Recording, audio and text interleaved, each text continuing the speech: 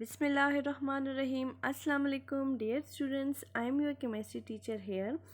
First of all, welcome to class 8. Today we are going to discuss the main task of chemistry and then we proceed towards the remaining branches of chemistry, that is the industrial chemistry, biochemistry, nuclear chemistry, and the last one, environmental chemistry. In previous lecture, we studied about the four branches like the physical chemistry, organic chemistry, inorganic chemistry, and the analytical chemistry. And today we are going to discuss the four remaining branches of chemistry. But first of all, we discuss about the main task of chemistry.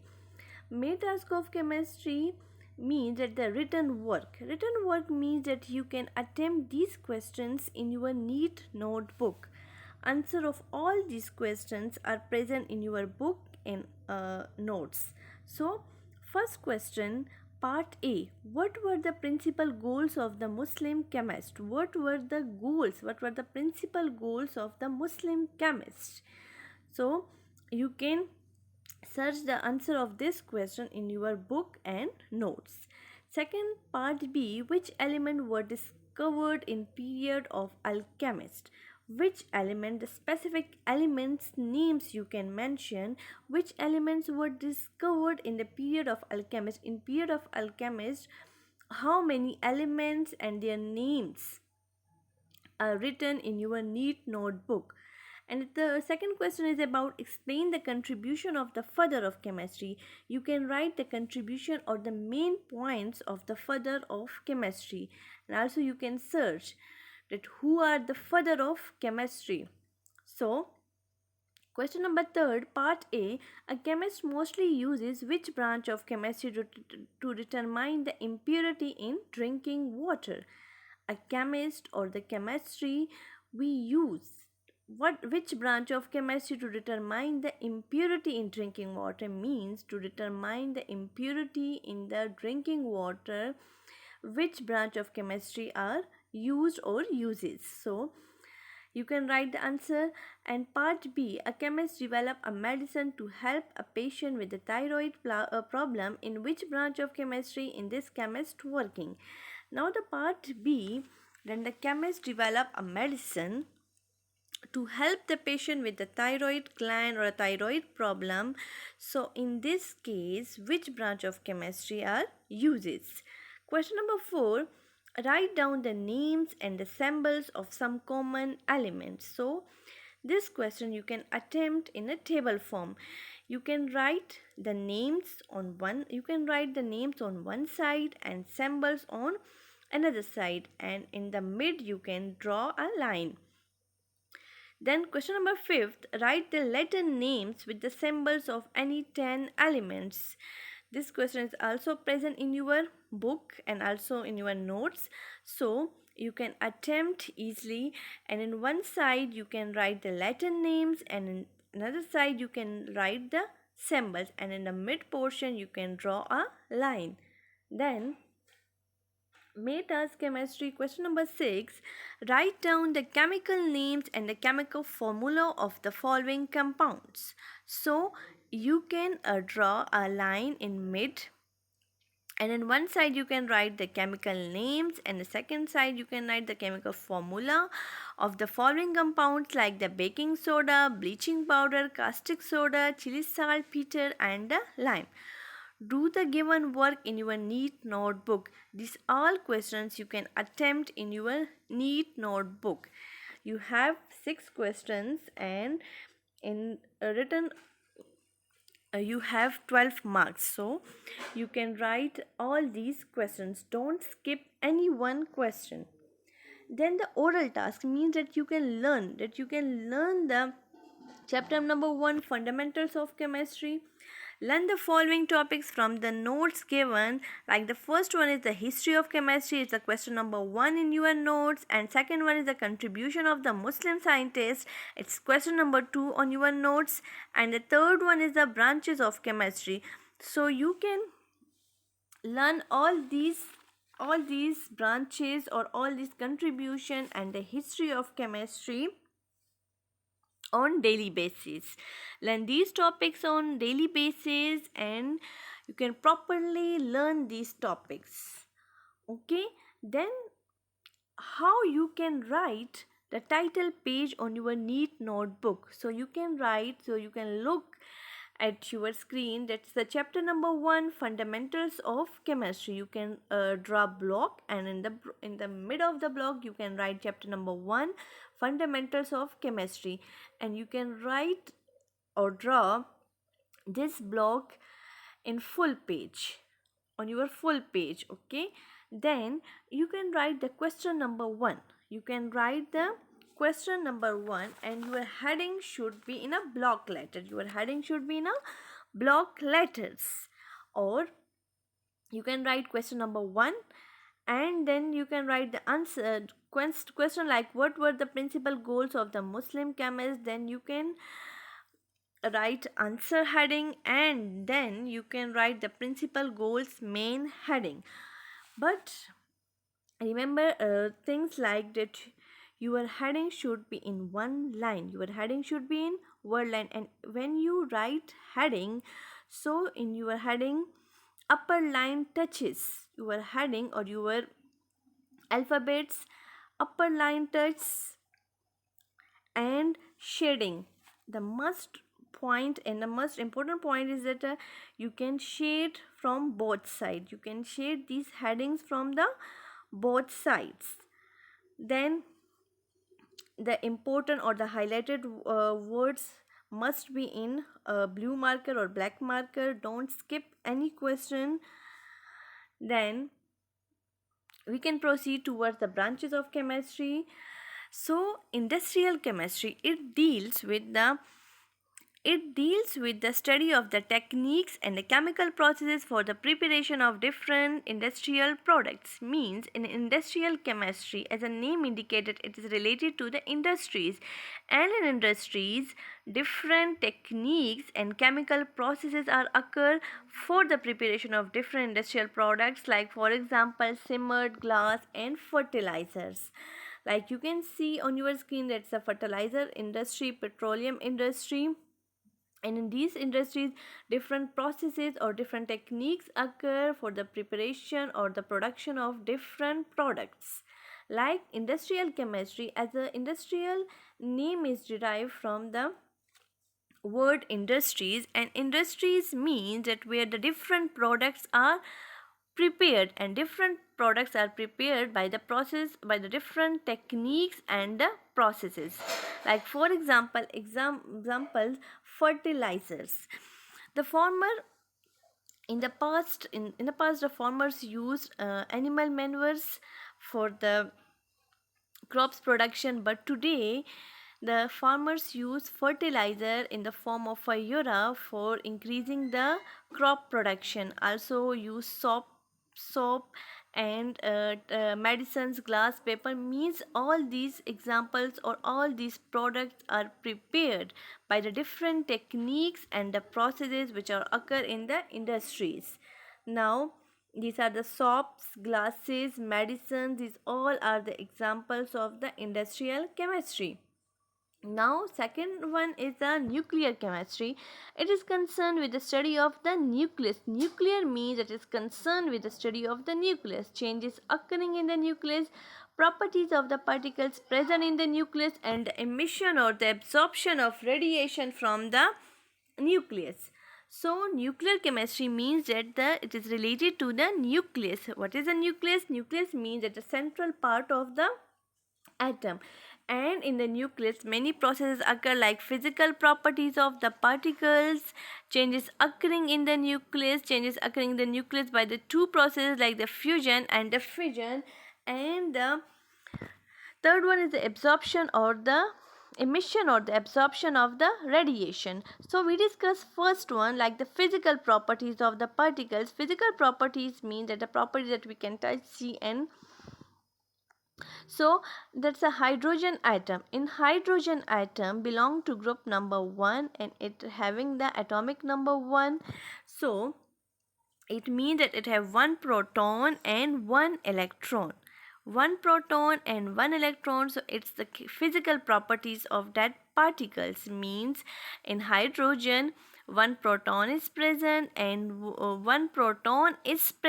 electrons revolve around the nucleus, and here no neutron is present. In hydrogen atom no neutron is present, and neutron having a neutral charge, proton having a positive charge. Physical properties like the proton having the uh, positive charge and a neutron having no charge. So it's represent the physical property. The central portion, in the central portion two things are present, like the proton and the neutron is absent, proton having the positive charge and neutrons having no charge. Now changes occurring in fission by the two processes like fusion and fission. Fusion and fission. In fusion means the combination of the nuclei, and form a product.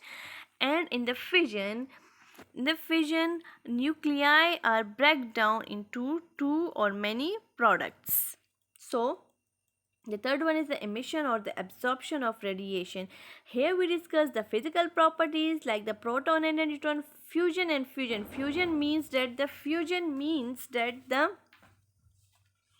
combination of the nuclei. Fission means that the breakdown of the nuclei. And the third one, the emission or absorption of radiations. So first of all we discuss the fusion and then we discuss the fission. Fusion means that it's a combination when two hydrogens nuclei or its nucleus combine together to form a helium H2.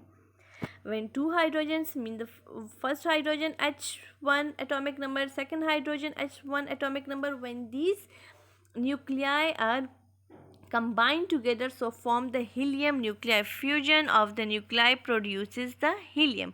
When two nuclei combine together to form a helium, so it's a fusion reaction. Now fission is the opposite of the fusion. It means that the breakdown of the elements having atomic number greater than 82 show fission spontaneously. Means that when the nuclei having atomic number 82 or greater than the 82, so these nuclei show fission reactions. Means the uranium-235 atomic number is greater than the 82, so this nuclei show the fission reaction. Means that this nuclei break down 235 to form the krypton and the barium and the 3 neutrons, and it's also a chain reaction. Then emission of radiation and the absorption of radiation. Emission of radiation means that the combination or the fusion of the nuclei with the atomic mass less than 56. Combinations or the fusion of the nuclei with atomic mass less than 56 means those nuclei whose atomic mass is less than 56, so these nuclei emit radiation. These nuclei emit radiations when they combine, so they emit radiation. Absorption of radiation means that the combination of the nuclei with atomic mass greater than 56, and absorption of radiation when the atomic mass greater than 56, so these nuclei absorb energy. When the atomic mass less than 56, so they emit radiation, produce radiation, and when the atomic mass is greater than 56, so they absorb radiation. So these all are about the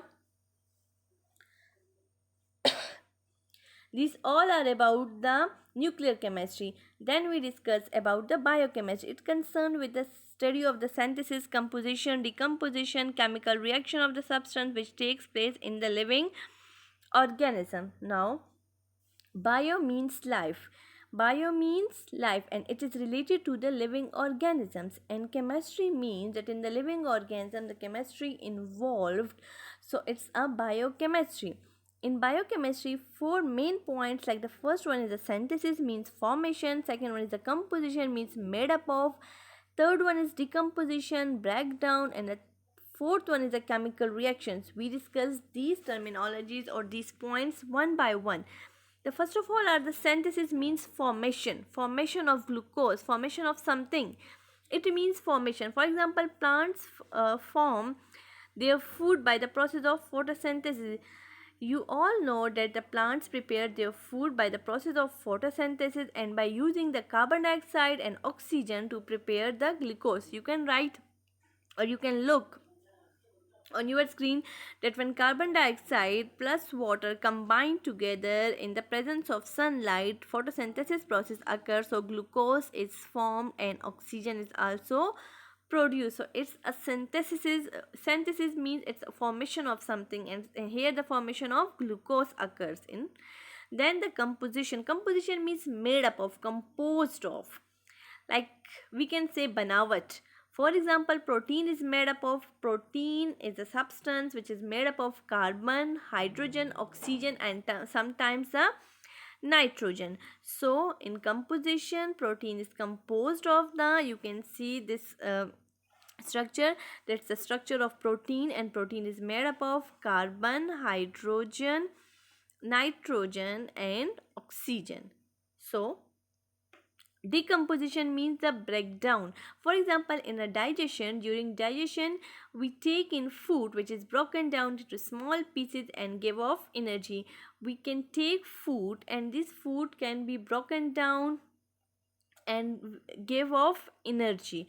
So it's all about the decomposition. First of all, we discuss the synthesis, formation of glucose. Then we discuss the composition, means made up of, like the carbohydrates or the proteins made up of carbon, hydrogen, oxygen, and sometimes nitrogen. Then the decomposition means that the breakdown of the foods and give off the energy.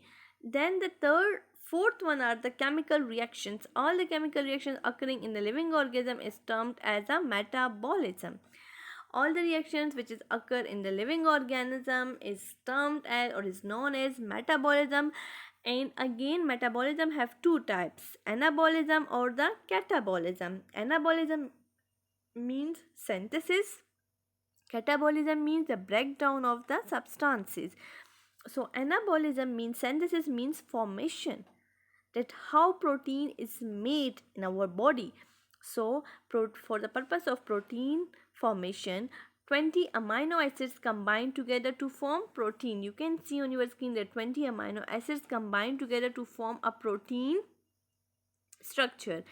Catabolism is the reverse or the opposite of the anabolism. In this means the breakdown. Proteins break down to give the amino acid. When this protein chain break down to, so it form or it gives the amino acid. So anabolism means that the protein forms by the 20 amino acid, and catabolism means that the breakdown, so protein break down into give 20 amino acids or the amino acids. So this is all about the biochemistry. Bio means live, related to the living organism, like the synthesis, composition, decomposition, and the chemical reactions. Now the last one is about the environmental chemistry. Environmental means related to the atmosphere. It is concerned with the interaction of the chemical substances, processes with the environment, and their impact on it. So environmental chemistry related to the atmosphere, and in atmosphere different chemicals are involved, different chemicals are present, and the relationship between the atmosphere and the living organism. Or also I can explain in different points, like the impact of the living organism on the environment, and in turn the impact of environment on the living organism. Living organism and environment have interrelated with each other. So is the environmental chemistry. You can see your screen that it's the environmental chemistry, different industries, and in different industries different products or different gases are produced in the atmosphere, or they polluted the atmosphere and causes many problems in the environment and also for the human being. So it's the interaction of the living organism with the environment. Like you can see that the living organisms, plants produce oxygen by the process of photosynthesis, and this oxygen is inhaled by the living organism, and in turn living organism or the living things produce carbon dioxide to the atmosphere. So it's a interrelationship of the living organism and the environment. Like you can see that the plants, so the plants are the living organism or the living things. So the plants have the living things have the impact on the atmosphere, and in turn the atmosphere have impact on the living things. So vehicles like used for the transportation produces harmful gases like the NO2, SO2 and NO, etc. So they cause the air pollution. So this is the impact of the living organism to the environment, because the vehicles are used by the living organisms for the transportation. So this is the impact of the living organism on the environment, and in turn environment have the impact of the living organism. So this air pollution cause many diseases to the living organism. So this is the impact of air pollution or the atmosphere or the environment to the living organisms. Then we have the primary pollutants or the secondary pollutants also.